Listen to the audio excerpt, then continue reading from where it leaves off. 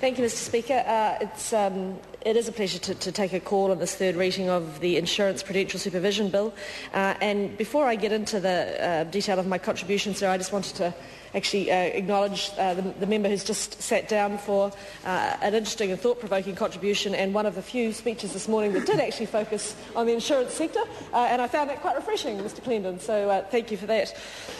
Sir, as we've heard across the debate on this bill's passage through the House, this is a bill that is focusing on ensuring our insurance sector is robust and the public can have confidence in it. And it's one of a number of measures that have been taken around supervision of various entities within the financial sector. And so there's been quite some discussion around the need for care in that area, and certainly that's something that's shared across the House.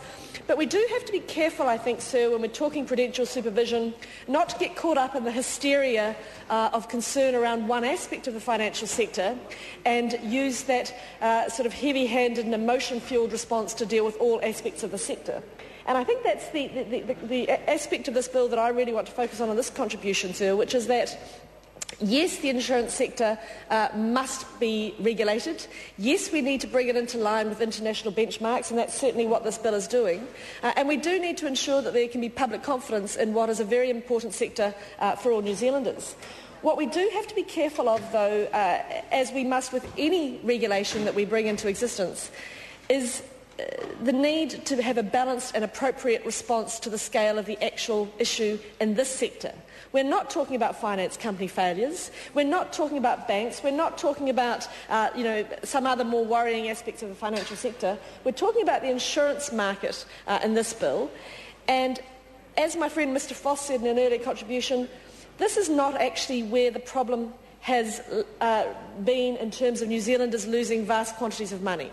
So, sir, we do recognise that the sector needs to be appropriately regulated, and I think, sir, that giving the Reserve Bank the power to ensure that all insurance companies carrying on business in New Zealand need to be licensed and subject to various prudential supervision requirements, which we can talk about later, is an appropriate step.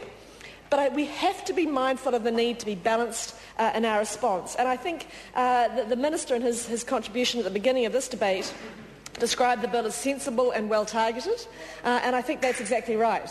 I would add to that, though, the word balanced, because I do think that is actually the challenge we always have, is to ensure that our response is balanced and appropriate. Now, Marianne Street in her contribution referred to it as being baby steps. Well, actually, if the Labour Party had a view of what else needed to be done to regulate them, we certainly didn't hear it from them in the Select Committee process. So if this is a baby step, I would challenge them to tell us what in the insurance sector. Well, she was making a speech on this bill, Mr Nash, so it's not unreasonable to assume she was speaking about it, although it might be an unreasonable assumption to make that the Labour Party would actually talk about the bill in front of us. But she referred to them as baby steps, sir, and I disagree with that. I think in terms of the insurance sector, that this is exactly the appropriate response that is needed to the level of actual risk and actual concern.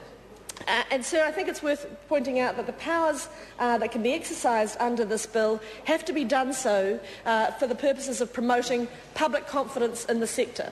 That is the test. We don't need to regulate for the sake of it. There's no point measuring the success of our supervision program by the sheer quantity of the red tape we create. We have to ensure that what we've done is no more than necessary, because let's not forget, any time we put compliance cost on business, and insurance companies are no different, that cost is passed through to consumers.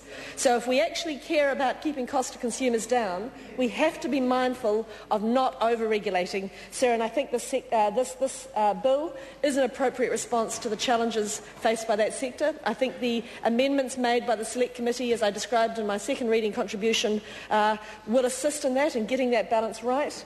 I think we now have a response that is appropriate, that is well considered, and that will serve the needs of this sector and of the New Zealand public. I'd like to thank the House for working to the large part collaboratively and constructively on this bill and its passage through the House. It's certainly good to see such an important piece of legislation having widespread support in the House, and I'd like to take the opportunity once more to commend the bill to the House. Thank you. Mr Speaker.